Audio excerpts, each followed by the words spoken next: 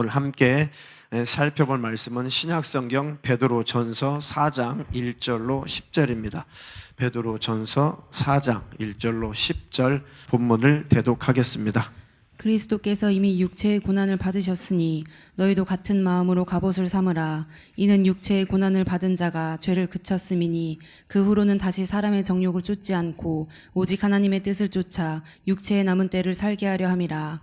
너희가 음란과 정욕과 술취함과 방탕과 연락과 무법한 우상 숭배를 하여 이방인의 뜻을 쫓아 행한 것이 지나간 때가 족하도다. 이러므로 너희가 저희와 함께 그런 극한 방탕에 다름질하지 아니하는 것을 저희가 이상히 여겨 비방하나 저희가 산 자와 죽은 자 심판하기를 예비하신 자에게 직고하리라.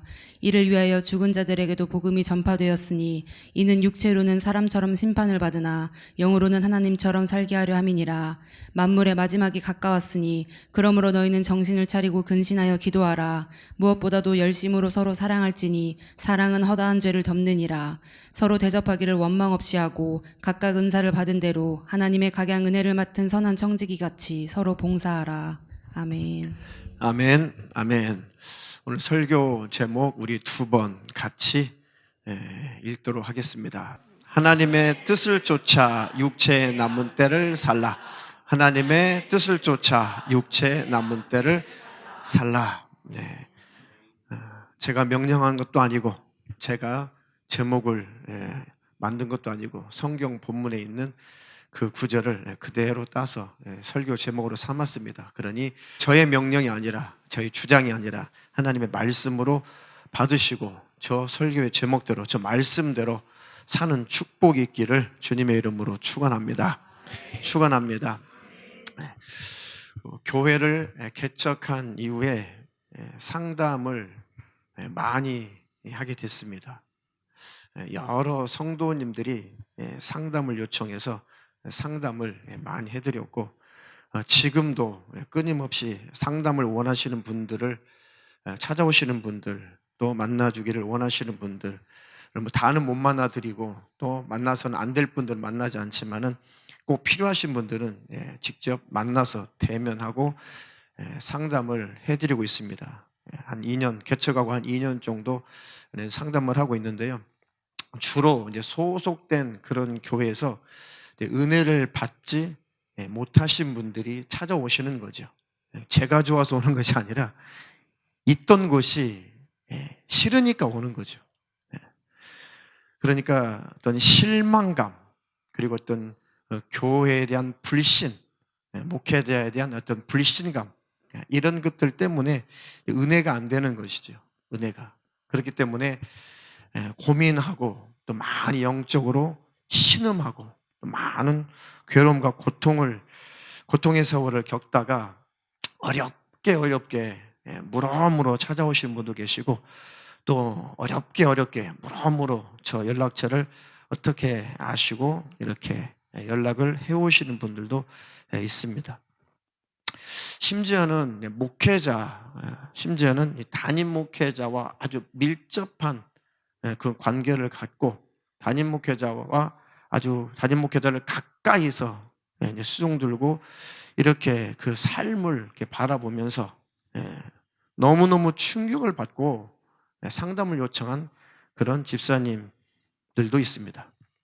그런 분들 중에 참 충격적인 소리를 들었습니다. 뭐 신앙생활 1, 2년 하시는 것이 아니라 아주 어릴 때부터 어찌 보면 모태 신자로 이 교단 저 교단의 교회를 다 다녀보신 분인데 참 그리고 많이 배우시고 똑똑한 분이신데 이 분이 한 번은 상담을 요청하는 전화를 해서는 이런 충격적인 그런 고백을 했어요.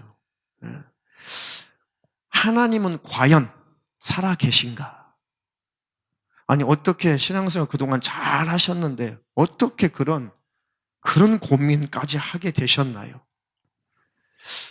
그분이 하시는 말씀이 혹시 이 하나님이라는 분은 이 목사들이 만들어 놓은 그런 신이 아닐까? 가상의 신이 아닐까? 그런 생각까지 하게 됐다는 것이죠. 그런데 그렇게 의심하고 있는 자기 자신이 너무 무서운 거죠. 어릴 때부터 한 번도 의심해보지 못한, 한 번도 의심하지 않는 살아계신 하나님, 기도하면 응답해 주시고 또 은혜의 말씀을 주시고 그리고 병도 고쳐주시고 하나님의 살아계심을 한 번도 의심해 본 적이 없는데 어느 날부턴가 하나님은 과연 살아계신가? 하나님이란 분은 목사들이 만들어 놓은 신에 불과한 거 아닌가? 그런 의심에 너무너무 자기 자신이 두려웠다는 거죠. 그 자기 자신이 이제 완전한 불신자가 되고 하나님은 없다라고 하나님을 떠나버릴 것 같은 그런 무서움에, 그 두려움에 박차고 떠나서 상담을 걸어온 그런 성도였습니다. 그래서 그분은 직접 만나질 않고 몇 번씩 전화를 통해서 이렇게 안정감을 찾게 하고 그리고 하나님의 살아계심에 대해서 의심하지 않도록 잘 지도해서 지금은 어느 교회에선가 신앙생활을 건강하게 잘 하고 있습니다. 가끔 그런 카카오 스토리 이런 데 가서 점검을 해보면 믿음의 용어들을 가끔 올려놨더라고요. 아, 믿음 생활을 그래도 잘 하고 있구나. 하나님을 떠나지 않고 잘 하고 있구나 하면서 상담해 준 그런 보람을 느끼기도 합니다. 또 어떤 분들은 상담을 해드려도 이해하는 것 같고 깨달은 것 같은데 이게 다시 원위치로 돌아가시는 그런 분들도 있어요. 근데 그런 분들은 참 안타깝죠. 그래서 하나님께 맡기죠. 기도하고 때가 되어서 하나님 벗겨질 때가 되면 하나님의 말씀이 온전히 들려올 때가 되면 복음이 무엇인지 신앙생활이 무엇인지 온전히 정립이 될 때가 되면 그때 하나님 깨닫겠죠. 이렇게 기도하고 맡기는 경우가 있습니다. 여러분들이 많은 분들이 곳곳에서 자신들이 원하는 그런 교회에서 신앙생활을 잘하고 있는 분들 그런 분들도 다수가 있죠. 그런 분들은 참 보람을 느끼죠. 자, 그런데 또 한 가지 문제는 뭐냐면 복음이 무엇인지 신앙생활이 무엇인지 구원이 무엇인지 어떻게 해야지 천국에 들어가는 것인지 그것을 잘 희미하게 정립되고 확실히 정립되지 못하신 분들, 그러니까 몇 번의 상담과 몇 번의 전화 통화로 이 올바른 구원과 올바른 신앙을 정확하게 확실하게 정립시켜준다는 것은 한계가 있어요. 한계가 있습니다. 몇 번의 전화 통화로 몇 번의 상담으로 그동안에 이 잘못되어 있는 신앙관을 고쳐준다고 하는 것, 분별시켜준다고 하는 것이 잘 정립을 시켜준다고 하는 것은 참 많은 한계를 느낍니다. 물론 저의 능력의 한계도 있겠죠. 근데 오랫동안 찌들어 있는, 물들어 있는 그런 때를, 찌든 때를 베끼기에는 또 한계가 있는 것도 사실이죠. 잘 알아듣는 분도 계시지만 또 잘 알아듣지 못하는 분도 계세요. 알아들으신 것 같은데 나중에 대화를 해보면 전혀 못 알아들은 분도 계세요. 야, 참 신기하다. 어떤 분은 단 한 번의 전화 통화에 완전히 분별을 하시는 분도 계시지만 수개월을 교제를 해도 이 정립이 안 되시는 분도 계시죠. 참 이 영적이라고 하는 것, 이 영적인 세계라고 하는 것, 신앙생활이라고 하는 것이 참 이렇게 인위적으로 참 되지 않구나라는 것을 많이 느낍니다. 어쨌든 각각 자신들이 원하는 교회로, 건전한 교회로 가셔서 신앙생활 하시는 상담받고 떠나신 분들을 보면 참 보람 있습니다. 그런데 잘 신앙생활 하시면 좋은데 가끔 이 젊은 층에서 특히 청년들 층에서 신앙생활 잘하지 못하고 이제 방황한다는 소식을 들으면 참 가슴이 아파요. 방황한다는 소식을 들으면 신앙생활을 잘못하고 있다는 소식을 들으면 참 가슴이 아프죠. 그렇다고 우리 교회로 오라고 할 수도 없고 또 오라고 하면 또 오해를 할 것 같고 해서 그냥 자원해서 자발적으로 오기 전까지는 굳이 이리 오라 저리 오라 말은 하지 않죠. 근데 안타까운 것은 사실입니다.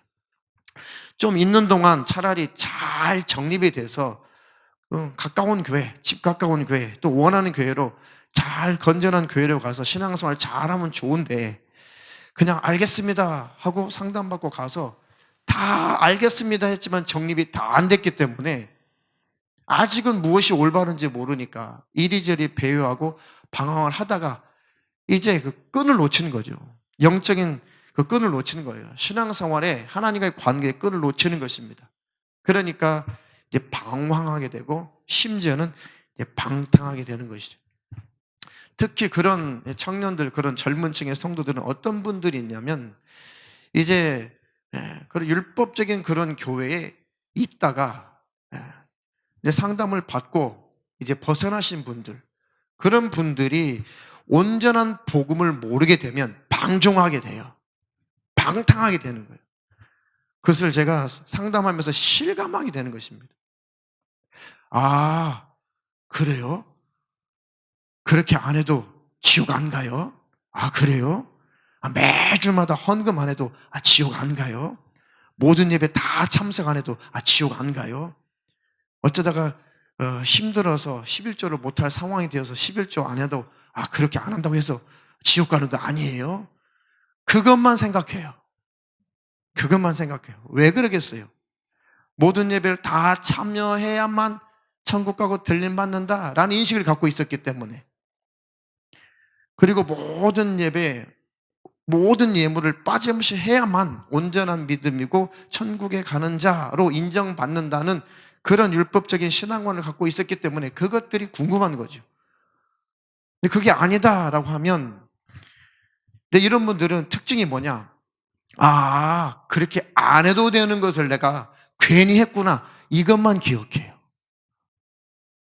그러니까 지금까지는 겨우겨우 지옥을 피할 요량으로 노예근성으로 억지로 종교적인 열심으로 열심을 내었다는 증거가 되는 거예요. 이것이 참 문제죠. 그렇게 안 해도 지옥 안 가요? 그러니까 그동안에 열심 내었던 그것들을 다 버리게 돼요. 그럼 그 열심은 무슨 열심이었다는 거예요? 억지 열심이었다는 거예요. 믿음으로 열심을 냈던 것이 아니에요.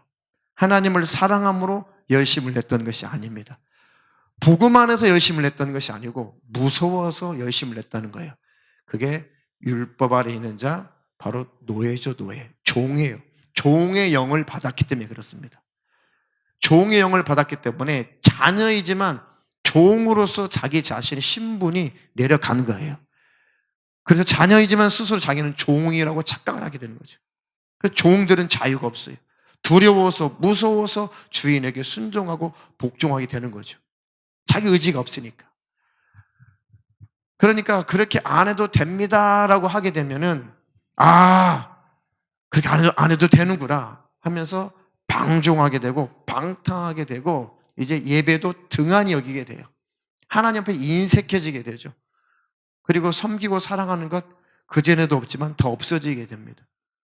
그리고 더욱더 종교적인 신앙생활, 더욱더 종교적인 사람으로 전락하고 말아요. 이게 아주 무서운 것이거든요. 아주 무섭습니다. 그런 분들이 혹시 온라인 예배를 드리는 분, 온라인으로 말씀을 듣고 계신 분들이 계시다면 절대 착각하시면 안 됩니다. 율법의 억압에서 지금 이제 막 잠깐 벗어난 것이지 당신이 온전한 믿음을 갖고 있는 것은 아니에요. 온전한 신앙생활을 하고 있는 것은 아닙니다. 그러니 율법주의가 무언지 깨달았다고 해서 지금 믿음이 있는 게 아니에요. 신앙생활을 그것을 깨달았다고 해서 지금 잘하고 있는 것이 아닙니다. 잘하고 있다면 그 복음의 열정으로 말미암아 은혜 안에서 하나님의 사랑 안에서 오히려 순전하고 순수한 열정이 나타나고 있어야 돼요. 그래야지만이 신앙생활을 온전히 하고 있는 것입니다. 거기까지 오지 않았다면 이제 잠깐 율법주의의 테두리에서 벗어난 것뿐이지 신앙생활을 온전히 하고 있는 것은 아니라는 것입니다. 근데 벗어난 것 자체가 신앙생활을 잘하고 있고 벗어난 것 자체가 믿음을 갖고 있다고 착각을 해버리는 거죠. 그러니까 인색해지고 방종하고 방탕하게 되는 것이고 배나 더 지옥 자식으로 흘러 떠내려갈 수가 있는 것입니다. 그런 분들은 절대로 속지 않기를 주님의 이름으로 축원합니다. 축원합니다. 자, 믿음으로 열심히 믿음으로 열심히 되고 있는 분들은 정립이 잘 되신 분들이에요. 복음 안에서 열심을 내시는 분들은 이제 정립이 잘 되신 분이십니다. 그런데 아직 온전한 열심이 나타나지 않고 있다면 아직은 신앙생활의 본 궤도에 돌아오지 않고 있는 것이고 신앙생활에 아직 발을 딛지 않고 있는 것입니다. 자기 자신을 잘 살펴보시고 또 우리 교회에서 정착하셔서 신앙생활 하시는 분들도 제가 설교하기가 참 어려운 것이 뭐냐, 복음이 이 구원관이 신앙생활이 잘 정립이 되신 분들 참 감사하고 보람있고 축하를 드리죠. 그런 분들은 정말 복음 안에서 뭔가 열심을 내고 싶거든요. 온전한 열심을 내고 싶어요. 뭔가 정말 하나님의 영광을 나타내고 싶고 하나님 앞에서 순전한 믿음으로 온전한 열심을 나타내고 싶어 하시거든요. 그러면 목회자는, 교회는 그런 열심을 표출할 수 있도록 일거리를 줘야 돼요. 뭔가 할 수 있도록 그 열심이, 그 열정이 이렇게 발산될 수 있는 뭔가 그 일거리를 줘야 되거든요.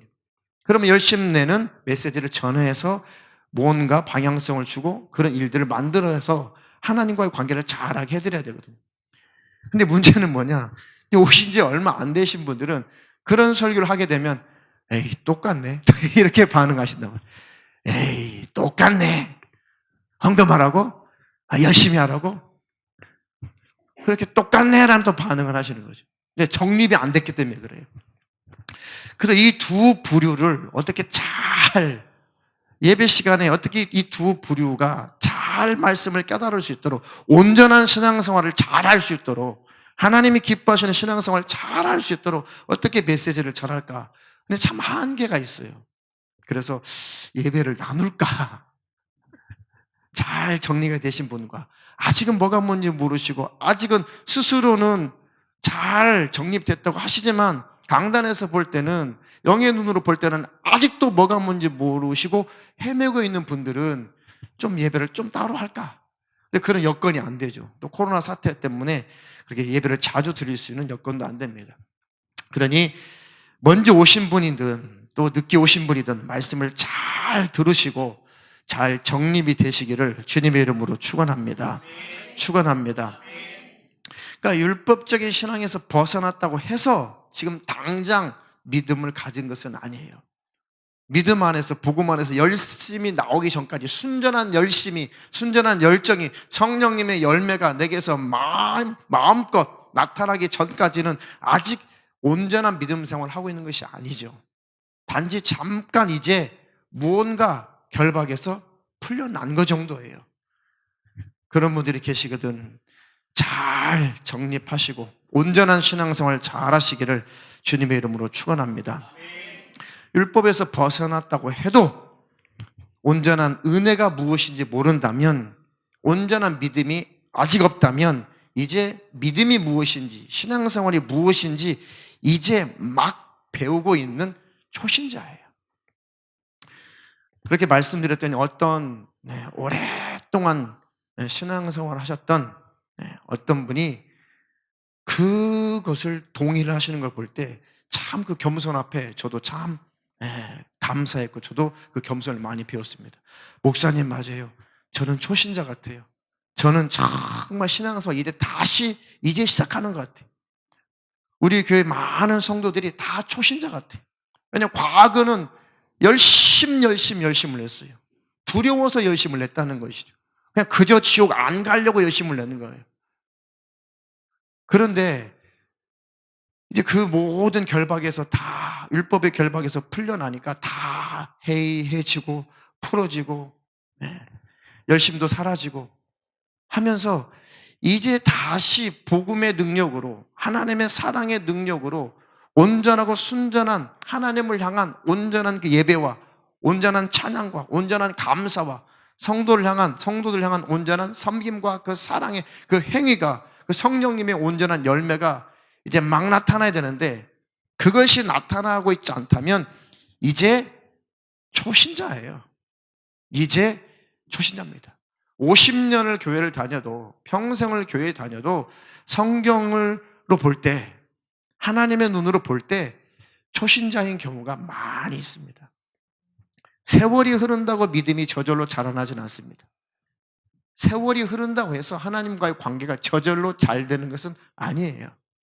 연세가 많이 드신다고 해서 하나님과 더 친밀해지는 것은 아닙니다. 연세가 많이 드신다고 해서 올바른 신앙생활이 저절로 잘 되어지는 것은 아니에요. 신앙생활의 발전이 없다면, 믿음 생활의 발전이 없다면, 지금의 이 믿음이 더 이상 성장하지 않는다면 하루하루가 쌓여서 한 주가 되죠. 한 주가 쌓여서 한 달이 되죠. 한 달이 쌓이면 1년이 되고, 매년 1년 1년이 쌓이면 평생이 되는 거예요. 그 평생의 시간 동안에, 그 많은 세월 속에 그 믿음이 정지되어 있다면 바로 임종 때도 똑같아요. 초신자의 믿음을 가지고 평생 살았다면 100년을 교회를 다녔어도 임종 때 가서 임종 환자를 만나보면 역시 그때 그 믿음 똑같아요. 역시 초신자예요. 그리고 천국에 대해서 희미한 사람은 임종 때도 희미합니다. 세월이 흘러도 그래요. 하나님의 관계가 친밀하지 못하고 세월이 흐른 사람, 그리고 교회만 다닌 사람은 임종 때 가서 그 임종 환자와 대화를 해보면 그 믿음 전혀 성장되어 있지 않습니다. 하나님을 만나고 하나님을 경험한 자라야만, 온전한 믿음이 무엇인지 아는 자라야만, 성령의 열매가 무엇인지 알고 경험한 자라야만 성장하는 거예요. 그러니 율법주의가 무엇이고, 기복주의가 무엇이고, 다원주의가 무엇이고, 그리고 표적주의가 무엇이고, 갈빈주의가 무엇이고, 그런 것들을 다 아셨다고 해도 내게서 성령의 열매가 안 나타난다면 아직 신앙생활 첫걸음하고 있는 거예요. 아직은 초신자 수준이라는 것이죠. 아직은 영적으로 어린아이인 거예요. 인정하시나요? 네. 어떤 기관의 회장님이 그것을 참 인정하실 때 참 그 겸손 앞에 참 감사했습니다. 그러니 저와 여러분들도 겸손한 마음 가지고 신앙생활 올바로 잘하시기를 주님의 이름으로 축원합니다. 축원합니다. 그러니까 그런 잘못된 교만들을 경계하셔야 돼요.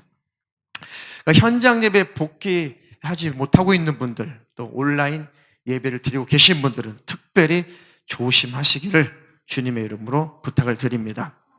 자, 본문 한번 보겠습니다. 오늘 읽었던 본문 베드로전 4장 1절로 10절 본문 한번 띄워주세요. 그리스도께서 이미 육체의 고난을 받으셨으니 너희도 같은 마음으로 갑옷을 삼으라. 이는 육체의 고난을 받은 자가 죄를 그쳤음이니. 자, 이게 무슨 말씀이냐면 예수 그리스도께서 이미 육체의 고난을 받으셨다. 왜 육체의 고난을 왜 받으셨어요? 저와 여러분들 때문에 인류의 죄의 문제를 해결하시려고 고난을 받을 필요가 없는 분이, 죽음을 맛받을 필요가 없는 분이 고난을 당하시고 죽음을 맛보셨다는 것이죠. 왜? 죄의 문제를 처리하시려고 고난을 받으셨다는 것이죠. 너희도 같은 마음으로 무장하라. 주님이 그렇게 죄를 싫어하셔서 죄의 문제를 해결해 주시려고, 너희들이 죄의 문제를 해결 못하니까, 너희들이 완전하게 율법의 정신대로 살 수 없으니까, 율법의 정신은 뭐라고 그랬어요? 사랑하라. 어떻게 사랑하라고 그랬어요? 마음을 다하고, 목숨을 다하고, 정성을 다하고, 뜻을 다해서 항상 쉼없이란 뜻이 포함되어 있어요. 한번 잠깐 하나님을 사랑하는 마음을 품은 것, 그 수준이 아니라 죽을 때까지 순간순간까지 한순간도 빠짐없이 매일 항상 마음을 다해서, 목숨을 다해서, 정성을 다해서, 뜻을 다해서 주 너희 하나님을 사랑하라. 그것이 율법이요, 모세요, 선지자요, 강령이라고 그랬죠. 율법을 압축하면 사랑하라라는 한 단어로 압축이 된다는 것이죠. 그리고 또 하나님을 사랑한다면 너의 이웃을 내 몸처럼 사랑하라. 같은 계명이에요. 하나님을 사랑하는 그 사랑의 표현이 내 이웃을 사랑할 때 하나님을 향한 사랑이 인정된다는 것이죠. 하나님을 사랑한다고 하면서 내 이웃을 사랑하지 않는 것은 하나님께서 너 나 사랑 안 하고 있구나라고 인정하겠다는 거예요. 그렇게 보시겠다는 것입니다. 그러니까 말로 하나님을 사랑한다고 그렇게 하지 않더라도 하나님의 사랑을 가지고 주님의 이름으로 내 이웃을 섬기고 사랑하는 자는 하나님께서 과연 네가 나의 사랑을 알고 있구나, 과연 네가 나를 사랑하고 있구나라고 하나님이 인정하시겠다는 것이죠. 그것이 바로 율법의 정신인 거죠. 이렇게 한시도 빠짐없이 매일 항상 이렇게 인생을 완벽하게 살아낸 자는 예수 없이도 천국 갈 수 있는데 그런 존재가 있느냐라고 물어보는 거죠, 성경이. 그래서 우리에게 율법을 주신 이유잖아요. 율법을 주신 이유. 네가 그렇게 살았냐? 너 그렇게 살 수 있는 능력이라도 있냐? 너는 그렇게 완전하냐? 너는 그렇게 완벽한 존재냐? 너는 죄에 관해서 완벽한 존재냐? 너는 죄의 문제를 스스로 해결할 수가 있느냐? 너는 이제 이후로 과거의 죄는 내가 다 용서했다고 할지라도 이제 이후로 용서받고 난 다음에 예수 믿고 난 다음에 이제 이후라도 모든 죄에서 완전히 자유할 수 있는 능력이 있느냐? 생각의 죄, 마음의 죄까지도 완전히 거절하고 다 방어할 수 있는 그런 너는 능력자냐? 너는 신이냐? 네가 바로 예수냐? 그것을 물어보는 것이 율법이에요. 매일 율법이 우리에게 그것을 물어보죠. 그걸 요구하죠. 너 신이야? 너 예수야? 너 죄 없어? 너 완전해? 너 완벽해? 너 매일매일 마음을 다하고 목숨 다하고 하나님 사랑해? 네 이웃을 네 몸처럼 사랑하고 있어? 매일 율법은 우리를 향해서 그것을 물어보죠. 하나님, 저는 그런 존재가 못 됩니다. 저는 오늘도 그렇게 살지 못했습니다. 저는 그렇게 살 만한 능력자가 못 됩니다. 저는 신이 아닙니다. 그러니 우리 예수님이 나를 끌어안고 대신 십자가에서 죽어주신 거 아닙니까? 그래 나는 예수님의 피 흘린 공로를 의지합니다. 그저 나를 불쌍히 여겨 주시옵소서. 그들이 들림받고 천국 가는 거잖아요. 그들이 천국에 들어가는 거예요. 그 은혜로. 할렐루야. 그런 자들이 어떻게 방종하고 방탕할 수가 있냐라고 신약 성경에 하나님이 또 말씀하신 거예요. 은혜의 복음을 하나님께서 이 사도들을 통해서 뜨겁게 아주 절실하게 은혜의 복음에 대해서 신약 성경에 많이 기록되어 있죠. 많이 기록되어 있어요. 특히 사도 바울이라든가 많은 이 사도들이 쓴 이 그 편지, 이 신약 성경의 앞부분은 대체적으로 어떤 구조로 되어 있냐면 너희들이 어떤 존재였냐? 너희들이 죄인들 아니었냐? 너희들이 이방인들 아니었냐? 마귀의 자식이었고 진노의 자식이고 저주의 자식이고 너희들이 갈 곳이라고는 지옥밖에는 갈 곳이 없지 않냐? 너희들이 율법을 다 지켜야 되는데 지킬 만한 능력도 없지 않냐? 그래서 그리스도께서 너희를 위해서 피 흘려 너희를 대신해서 죽어버리셨고 그분이 죄가 없는 거로 3일 만에 부활하셔서 지금도 너희와 함께 계시고 이제 예수 그리스도의 발자취를 쫓아오라고 하시지 않냐? 그러니 이제 그 예수를 닮아가야지 않겠냐? 그 예수를 쫓아가야 되지 않겠냐? 대체로 후미에는 그 내용으로 되어 있어요. 너희들이 구원을 스스로 쟁취할 수 없으니 스스로 너의 노력으로 천국에 들어갈 수 없으니 그리스도께서 대신 죽어주심이 아니냐. 그것을 믿는 믿음으로 너희들이 천국에 들어갈 천국행 티켓을 소유한 것이 아니냐. 너희들이 천국의 하나님 나라 천국의 시민권자의 그 라이센스를 예수께서 너희들에게 주어주신 것이 아니냐. 그러니 그 은혜가 감격스럽다면 어떻게 방종할 수 있겠니? 어떻게 방탕할 수 있겠니? 완전하고 완벽하게 신이 되어서 천국에 들어가라는 그런 내용이 아니라 그 은혜가 무엇인지 안다면, 십자가의 은혜가 무엇인지 안다면 어떻게 너희들이 방종할 수 있고 방탕한 삶을 살 수 있겠니? 혹시 은혜를 잃어버린 거 아니냐? 구원을 잃어버린 거 아니냐? 주님과의 관계가 끝난 거 아니냐라고 하면서 대체적으로 후반부에는 많이 그것을 지적하죠. 하나님께서 사도들을 통해서. 그러면서 깨닫지 못하니까 구체적으로 죄를 지적해 주기도 하고요. 교회들에게, 성도들에게, 하나님 자녀들에게. 성경은 1차적으로 하나님의 자녀들에게, 교회에게, 성도들이 하신 말씀이거든요. 불신자도 물론 성경을 읽고 예수님 만날 수 있지만 1차적으로는 우리에게 믿는 자에게 주신 말씀이에요.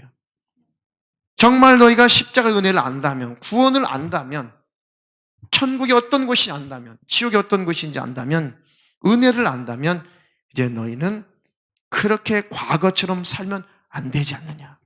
과거에 지었던 죄를 이제는 끊어버릴 때가 되지 않았느냐. 그래서 구체적으로 지적하는 거예요. 성경을 보세요. 신약성에 대체적으로 그런 구조로 되어 있습니다. 앞에는 은혜, 구원, 중간에는 이제 하나님 뜻대로 살아야 된다. 그리고 이런 죄를 끊어라, 이런 구조로 되어 있죠. 자, 육체의 고난을 받은 자가 죄를 그쳤습니다. 육체의 고난을 받으신 예수께서, 그리스도께서 죄의 문제를 해결하셨으니 이제 그 후로는 다시 사람의 정욕을 쫓지 않고 오직 하나님의 뜻을 쫓아 육체의 남은 때를 살게 하려 함이라. 베드로전서도 역시 후반부에 가면 이렇게 되어 있어요. 이제는 그 크신 은혜를 알았다면 사람의 정욕을 쫓지 않고 하나님의 뜻을 쫓아 우리 인생의 때를, 육신의 때, 남은 육신의 때를 하나님이 기뻐하시는 뜻을 이루며 살아야 되지 않겠냐. 그 열매가 나타나야지 않겠냐. 믿음이 있다면, 하나님의 사랑을 안다면, 천국을 소유했다면, 십자가의 은혜를 경험했다면 당연히 이런 열매가 삶 속에서 나와야 되지 않겠냐. 그렇지 않다면 아직 초신자고 아직 믿음이 없는 자라는 것이죠. 아직은 신앙생활이 무엇인지, 은혜가 무엇인지 아직 모르는 자라는 것이죠. 그래서 율법 아래 갇혔던 분들을 상담해주고 그 율법의 테두리에서 벗겨주니까 이제 다 된 양, 믿음을 다 가진 양, 굉장히 이제 무언가를 많이 알고 있는 사람인 양 방종하고 방탕하고 하나님 앞에 인색하게 되고 또 교회 일에 무관심하게 되더라 이것이죠. 착각해서 그래요. 이제 시작하는 초신자라니까요. 이제 시작하는 거. 이제 믿음 생활을, 교회 생활을 이제 온전한 교회 생활을, 올바른 신앙 생활을 이제야 시작하는 건데 깨달았다고 해서 다 된 줄로 착각하시면 안 된다는 것이죠. 우리 교회 마귀가 그것을 노리고 있어요. 방종하게 하는 거, 방탕하게 하는 거, 인색하게 만들고 하나님 일에 무관심하게 만들고 예배 다 안 드려도 천국 가는 거 지장 없다며 해서 게을러져 버리죠. 나태해지죠. 그래서 점점 흘러 떠내려가요. 그 히브리서에도 너희들이 흘러 떠내려갈까 염려하노라 그랬거든요. 한 사람도 속지 않기를 주님의 이름으로 축원합니다. 율법주의가 무엇인지, 표적주의가 무엇인지, 예정론자들이 무엇인지, 기복주의가 무엇인지, 다원주의자가 무엇인지 아셨다면 아는 것으로 끝나는 것이 아니라 이제 올바른 신앙생활로 가야죠. 열매 맺는 삶으로 우리가 전환을 해야죠. 할렐루야. 그런 믿음의 성장이 있기를 주님의 이름으로 축원합니다. 축원합니다. 자, 너희가 음란과 정욕과 술 취함과 방탕과 연락과 무법한 우상 숭배를 하여 이방인의 뜻을 쫓아 행한 것이 지나간 때가 촉하도다. 과거에 예수 믿기 전에 우상 숭배하고 점 보고 제사 지내고 타로 점 보고 점집 가고 그리고 술 먹고 담배 피고 방탕하고 방황하고 정욕적이고 음란하게 살았던 그 날들이 얼마나 가슴을 칠 만큼 얼마나 후회스럽냐. 예수 믿고 난 다음에 주님의 십자가의 은혜를 경험하고 난 다음에는 막 가슴을 치죠. 내가 왜 그렇게 살았던가? 조금 더 내가 예수님을 알았더라면, 내가 조금 더 십자가의 은혜를 알았더라면 과거에 내가 그렇게 정욕대로 살지 않았을 텐데 이제라도 주님이 기뻐하시는 거룩한 삶을 살아야지.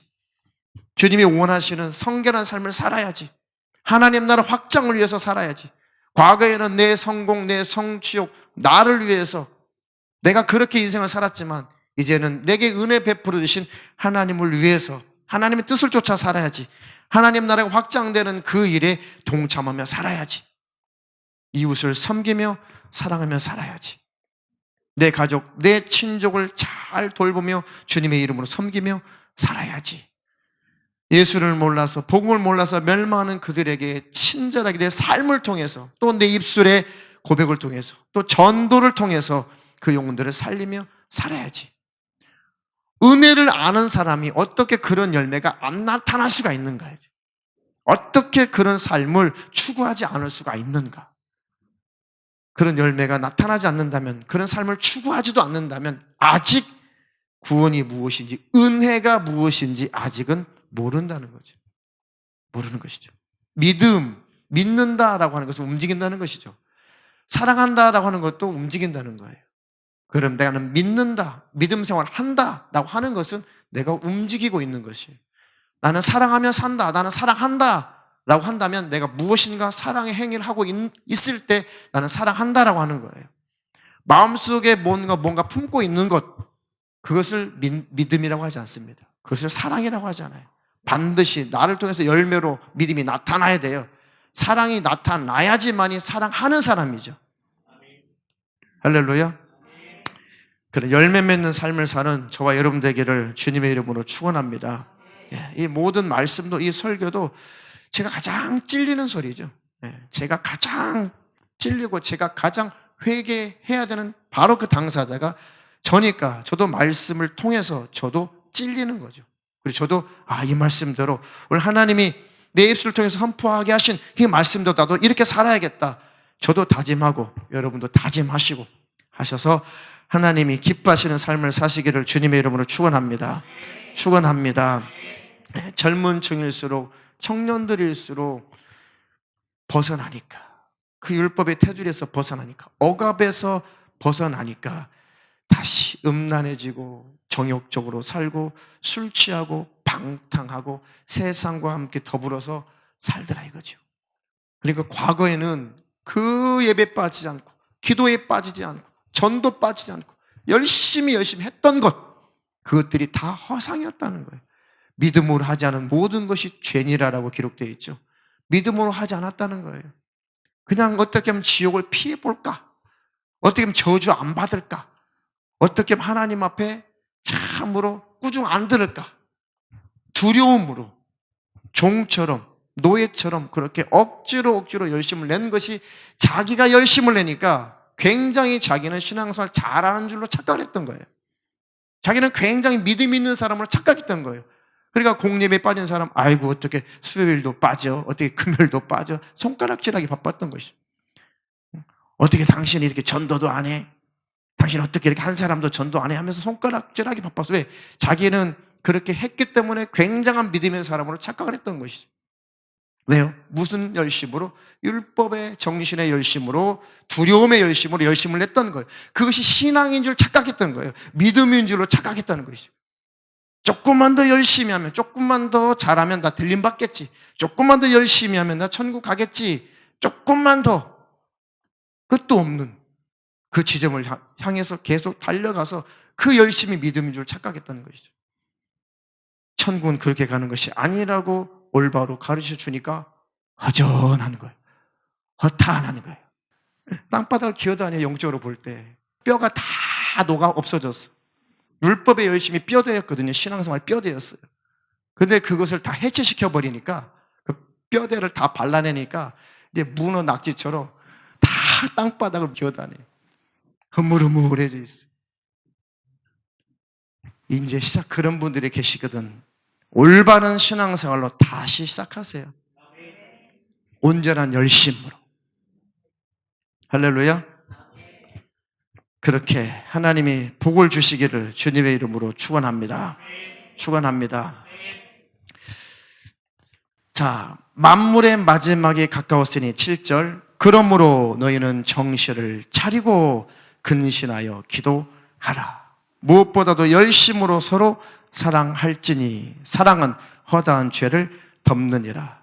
서로 대접하기를 원망 없이 하고 각각 은사를 받은 대로 하나님의 각양 은혜를 맡은 선한 청지기 같이 서로 봉사하라. 이것이 신앙생활이에요. 이것이 열매예요. 이것이 예수 믿는 것이라고 가르쳐 주잖아요. 과거의 너희들이 어떤 신분이었니? 마귀의 자식이고 멸망의 자식이었잖아. 그런 너희를 위해서 주님이 피 흘려 죄의 문제를 해결해 주시고 너희를 자녀 삼아주지 않았냐. 그러니 이제는 과거의 죄를 버려야지. 똑같이 방종하고 방탕하면 안 되지 않냐. 그리고 너희는 거기에서 이제는 주님 오실 때까지 열심히 서로 사랑해야 된다. 이런 구조로 되어 있어요. 신약성경이 구체적으로 섬세하게 이렇게 되어 있습니다. 그래서 우리가 그럼 하나님 어떻게 해요? 그럼 어떻게 신앙생활 하는 것이 잘하는 거예요? 서로 사랑할지니 사랑은 허다한 죄를 덮느니라.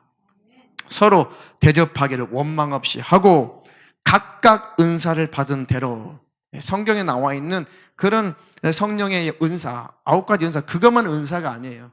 모든 하나님 주신 모든 것들이 다 은사예요. 성품도 성향도 은사가 될 수가 있습니다. 할렐루야. 하나님의 각양 은혜를 맡은 선한 청지기 같이 서로 봉사하라. 봉사는 사랑하는 거죠. 자, 서로 주님의 사랑을 가지고 서로 연약한 것을 도와주는 것, 채워주는 것, 그 봉사하는 것을 예수 믿는 것, 신앙생활이라고 하는 것이죠. 그런 열매가 나타날 때 주님이 인정하시겠다는 것이죠. 근데 서로 섬김이 없고 서로 봉사하는 것이 없다면, 자기 은사를 이웃에게 나타내지 않는다면 그것은 신앙생활 안 하고 있는 거예요. 예배 드리는 것, 설교 듣는 것, 기도하는 것, 찬양하는 것, 그런 것을 가지고 우리는 신앙생활 하고 있다라고 착각을 하죠. 아니에요. 그것은 하나님을 향한 표현에 불과한 거예요. 하나님께 감사해서 찬양하죠. 하나님께 뭔가 필요한 것이 있으니까 기도하죠. 그것도 신앙생활의 요소는 맞아요. 근데 그것은 온전한 신앙생활의 요소는 다 아니에요. 온전한 신앙생활의 요소는 사랑이에요. 섬깁니다. 섬김. 멸망한 영혼들을 살려내는 것. 그것을 온전한 신앙생활이라고 하는 것입니다.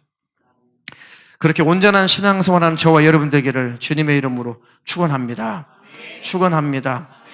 자, 골로새서 3장 15절로 17절 마지막으로 읽어보겠습니다. 그리스도의 평강이 너희 마음을 주장하게 하라. 평강을 위하여 너희가 한 몸으로 부르심을 받았나니 또한 너희는 감사하는 자가 되라. 그리스도의 말씀이 너희 속에 풍성히 거하여 모든 지혜로 피차 가르치며 권면하고 시와 찬미와 신령한 노래를 부르며 마음에 감사함으로 하나님을 찬양하고 또 무엇을 하든지 말에나 일에나 다 주 예수의 이름으로 하고 그를 힘입어 하나님 아버지께 감사하라. 아멘. 그리스도의 평강이 너희 마음을 주장하게 하라. 예수 그리스도께서 주시는 그 평강이 여러분의 마음을 지배하고 주장하시는 축복이 있기를 주님의 이름으로 축원합니다.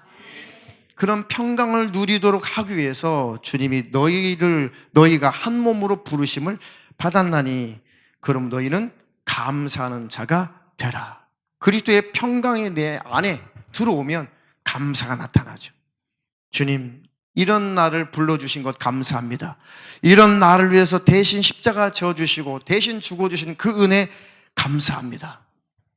주님, 나는 온전하지 못한 자, 오늘도 실수하고 오늘도 넘어지고 완벽하지 못한 자에게 주님이 대신 나를 끌어안고 대신 죽어주시고 나를 죄 없는 자로 인정해 주시고 하나님의 자녀로 인준해 주신 그 은혜 고맙고 감사합니다. 그 은혜가 내 안에 충만할 때 평강이 넘치죠. 그런 평강이 있을 때 감사 열매가 나타나는 것입니다. 주님 감사합니다. 주님의 그 은혜에 감사합니다. 감사가 나타날 때 온전한 신앙생활을 하게 되는 것입니다.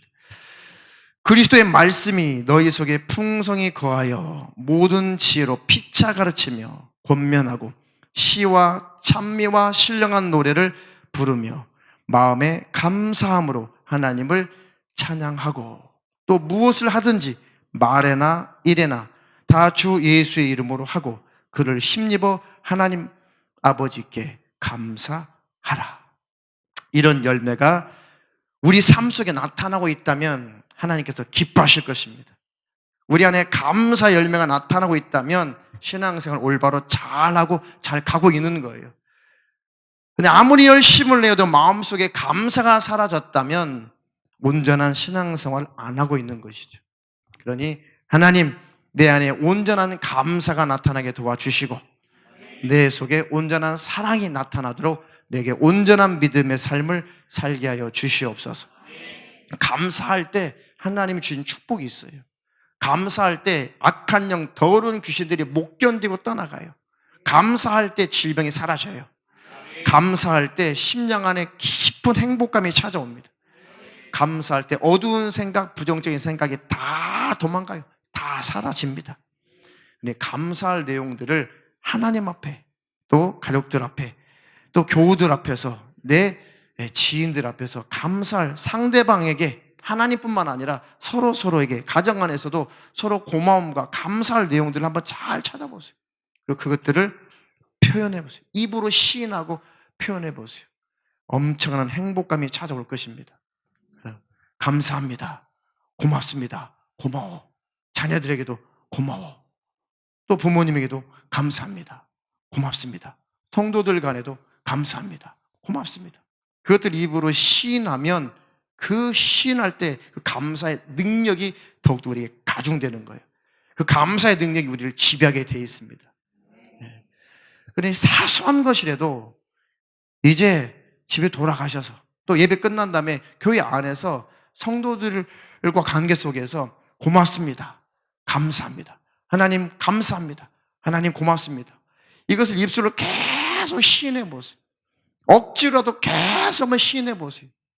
그러면 감사할 내용이 있어야만 감사할 때와 특별하게 감사한 내용이 없는 것 같은데 범사에 매사에 감사합니다 감사합니다라고 자꾸 말하는 그 소리가, 그 감사합니다 그 소리가 내 귀를 통해서 내 심령 안에 들어올 때 정말 감사의 능력이 나타나게 되어 있습니다. 어떤 자녀들은 정말 감사할 내용이 너무너무 많은 것 같은데 늘 불평불만이야. 늘 불평불만. 참 감사할 내용이 참 많은 것 같은데 왜 저렇게 불평불만이 저렇게 많을까? 야, 그러니 평생 회복이 되지 않는다면 죽을 때까지 불평불만이거든요. 얼마나 불행합니까? 불평불만을 품고 사는 사람 치고 기쁨이 있어요. 즐거움이 있어요. 행복이 있어요. 불행한 인생 사는 것이죠.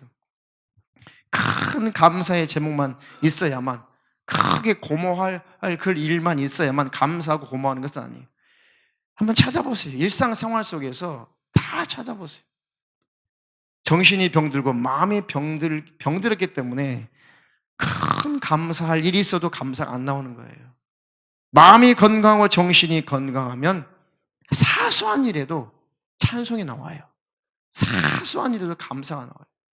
마음이 평안하고 기쁨이 넘칠 때 집에서 나와서 이 거리만 걸어도 가로수가 울긋불긋 단풍이 든 모습만 봐도 그냥 울컥해요. 감사합니다. 감사합니다. 마음이 평안할 때, 하나님과 관계가 친밀하고 좋을 때 자식들이 새끈새끈 잠들어 있는 건강한 모습, 잠들어 있는 모습만 봐도 감사가 나오죠. 모습 보면 감사합니다. 하나님 고맙습니다. 감사합니다. 그런데 마음이 복잡하고 또 마음이 어둡고 생각이 어두우면 아름다운 풍경을 하나님이 만들어 놓으셨을지라도 하나님이 예술가 중 예술가 아니에요. 네, 요즘 늦단풍 한번 보세요. 늦단풍이지만 절정은 지나갔지만 늦단풍을 보세요. 야, 어떻게 하나님이 저렇게까지 이 아름다운 풍경 만들어내실 수가 있을까? 하나님이 참 손가락이 섬세하시구나. 하나님 참 이 예술가보다도 예술가시구나. 그런 것들이 느껴질 만큼 하나님과의 관계가 친밀하면 좋은데 마음이 병들고 생각이 병들면 그게 안 되죠. 그냥 짜증이 나죠. 생각과 마음이 은혜로 정결해지기를 주님의 이름으로 축원합니다. 축원합니다. 내게서 사랑이 안 나타난다면, 내게서 감사가 내게서 나타나지 않는다면 빨리 자기 자신을 점검해 보세요.